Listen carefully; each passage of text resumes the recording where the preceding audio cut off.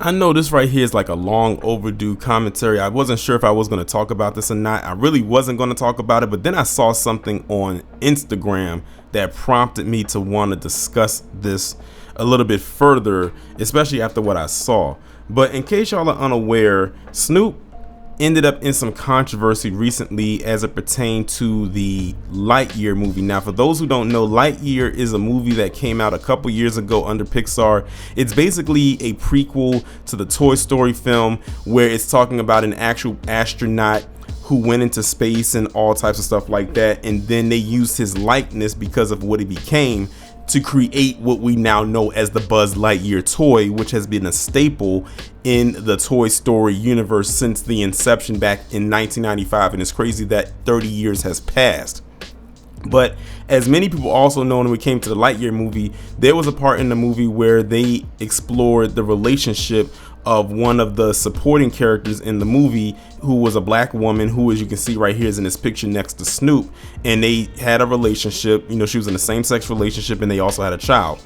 Well, apparently Snoop had saw the movie. He had took his granddaughter to see or watch the movie in some capacity, and his granddaughter looked up over him and asked him in so many words, how can two women have a child? And then that prompted Snoop to give a response in so many words of, you know, they didn't come to see this, you know, this is messed up, why would they put stuff in there like this? Like, he went and did like a whole interview on a podcast in which they spoke about this situation and all types of stuff like that. You know, she was asking how can she have a baby with a woman, and you know, he basically, how was he supposed to respond to that? It's not like he flat out said it. This is what his granddaughter said.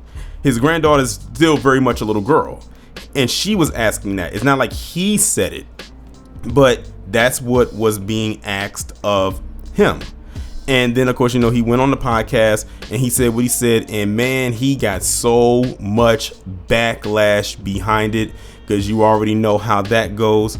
And then apparently he issued some kind of an apology on Instagram, and then, you know, they said that it wasn't a real apology. And I said, I don't know why Snoop came out and tried to apologize, because they weren't really going to accept it anyway, whether it was genuine or not. But then there was other sources that were saying that the apology wasn't from him and everything was just made up. The only thing they know for certain is the initial statement that led into this whole situation that we are in right now. So that's just basically a summary of that part right there. He just said he was completely caught off guard by what he was watching, or what, you know, probably not even just what he was watching, but the statement or the comment that his granddaughter had made. So, and that's how he felt. You gotta think, Snoop he was born in what, the 60s?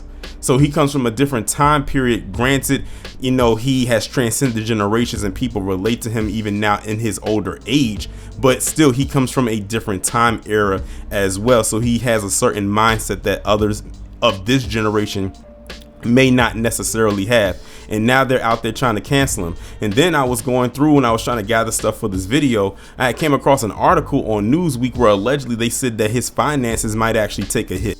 And I didn't read too much into it, but then they started talking about his net worth. I said, oh, here they go with the pocket watch and stuff. So it's like now they're trying to take money out of his mouth and out of his account and all types of stuff like that. But I don't really think it's going to go too much more further than that, because as I was continuing to read on, he still has ventures with other companies. He's still very much a very marketable man in the entertainment industry, because he has the personality to do it, and they know stuff will sell with him. So I just think that Newsweek put this out there to try to use it as a scare tactic as far as his finances being affected by the comments in which he made, which weren't really hateful comments when you really put it into perspective. He was just giving his opinion. It's not like he was telling people to go out there and harm them. And that's what gets me when a lot of people try to say this and that phobic and all types of stuff like that, because it's like there's a literal definition for that. But he wasn't hating on them. He was just giving his take on this, and he wasn't saying anything that was going to hurt or harm them in any capacity. But of course they had to take it and amp up the ante and turn it into what it ended up becoming and turning into. But as far as his finances taking a hit, I don't think that that's really going to affect him, but I would watch closely, because you just never know what the future might hold. Now we segue over slightly to the next part of this saga involving this individual by the name of B. Scott. Now, if y'all don't know who B. Scott is an individual who I guess you can say is one of those celebrity gossip columnists, I guess a celebrity journalist of some kind. They've been around for maybe about the last couple of decades.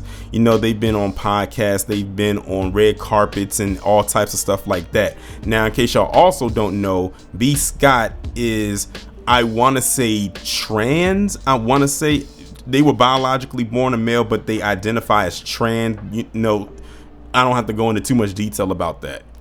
Some people out there may know who this person is and some people may not, but that's just kind of loosely in a summary of who this person is. Now, the reason why I'm bringing B. Scott up is because they played a part in something recently in which I saw on Instagram. But before I actually get into that, another thing that B. Scott was involved in was a little controversy on BET years ago. Now, if y'all don't remember, years ago, B. Scott was hosting a red carpet event. I believe it was the BET Awards. I'm not sure which BET Awards it was, in which they were on the red carpet and they were dressed a particular way. They were dressed in more, I guess you could say, women clothes, like a dress of some sort, not like a gown or anything like that. But then they got pulled to the side by the execs over at BET and basically told them, listen, if you're going to be on this red carpet, you got to dress like, you know, how you were born as, so to speak. So they basically made them take the dress off and put a blazer or pantsuit type of thing on. So what I'm going to do is I'm going to insert the audio of them being interviewed with their attorney talking about this lawsuit, because they did take out a lawsuit against BET for what happened. And I don't know how far the lawsuit actually went, but I'm gonna go ahead and insert the audio right here, and then I'll come back with my commentary. So a popular TV and internet personality who has now come out as transgender is making headlines for the decision to sue the BET network for discrimination. B. Scott, whose real name is Brandon Sessoms, was hired to be a style stage correspondent during the pre-show ahead of the BET Awards on June 30th. And B. Scott originally wore a tunic, top, and heels, which had been approved by the network, pre-approved. But during the show, producers pulled him from the carpet, asking him to change into more masculine clothes, pull back his hair, tone down the makeup. Even after B. Scott changed, they replaced him with another host, but eventually brought him back near the end of the show in a diminished capacity. B. Scott joins me now live with his attorney, Joaquin McCoy. I really appreciate both of you being here, B. Scott, especially you, because I know this is your first time coming out talking about the lawsuit in and of itself, and also the fact that you've now come out and identifying yourself as transgender. I know that on your website you wrote a letter saying that you showed the producer your outfit prior to the show. That producer approved it. So take us through what happened that day, especially about you showed up on the award show in that outfit, but then you were yanked off the carpet. Yes. You know, it's not only that I showed up 5 hours before the actual show started at 3 p.m. So my clothes went to be steamed. There were producers coming in and out of my dressing room the entire time. Every step of the process, from getting my hair done to getting my makeup done, and to even when I'm finally ready, the producers came to see me before I actually was walked down to the carpet. And so when I actually got to the carpet, I started to do a pre-taped segment, which was going to air along with my live tape segments during the pre-show. I was interviewing AJ Calloway, and then just out of nowhere, a producer came and literally yanked me off stage, took me in the back and said, "Your outfit is unacceptable from head to toe."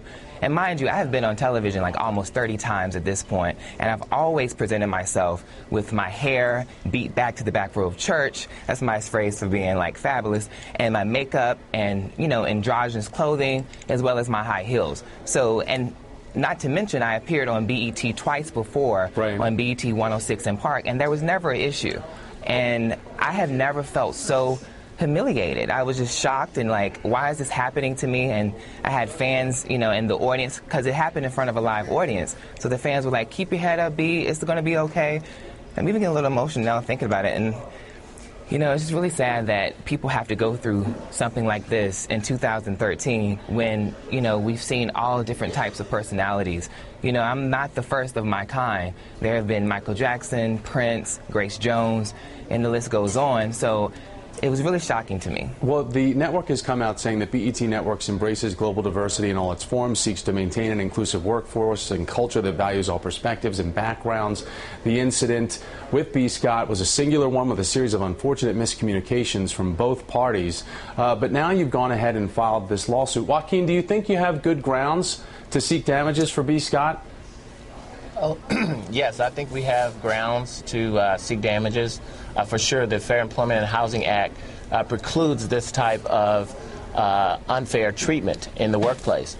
And I think that the evidence will show that they intentionally discriminated against B based on his appearance and his gender identity. There was actually more to that audio, but it really didn't pertain more so to the topic at hand. So this is the clip that I was referring to, the audio that y'all just heard with MSNBC after this happened, and B. Scott saying that they were going to sue BET for discrimination because they got pre-approved to wear this outfit. They knew what they were going to wear. They pulled them up. They was going to replace them. Then they put them in this suit so they could maintain the job and continue doing what it is that they were doing.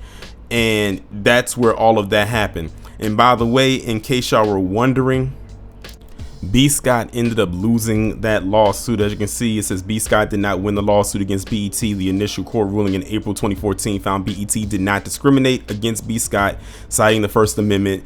B. Scott appealed, but the case ultimately concluded with a settlement for an undisclosed amount in February of the following year, though BET had initially sought to have B. Scott pay their legal fees. So that's really all that came down to it, and it really wasn't touched on again unless they interview B. Scott later on at a later date.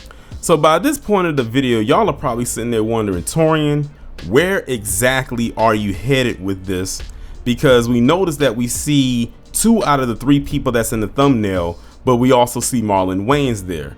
Well, if you have enough patience, like I tell you, I love we're painting a picture here. Now we're getting ready to head into the part that I was talking about with what I found on Instagram, and like I said, it's a reason why I had that audio play in there with B. Scott, because they play a part in this as well. Imagine I was just scrolling on Instagram one morning after my workout, and this is the first thing that ended up popping up. So this right here, if y'all don't know, this picture right here was when Marlon Wayans was showing support during Pride Month. A lot of people was kind of confused by it at first, but in case y'all don't know, Marlon Wayans, he has a child, well, he has a biologically born daughter that is now identifying as trans. I think they went through the operation and everything like that, and now they identify as a trans man, which is someone who was born a female but now got the operation and now identify as a male, but they have the title trans in front of man.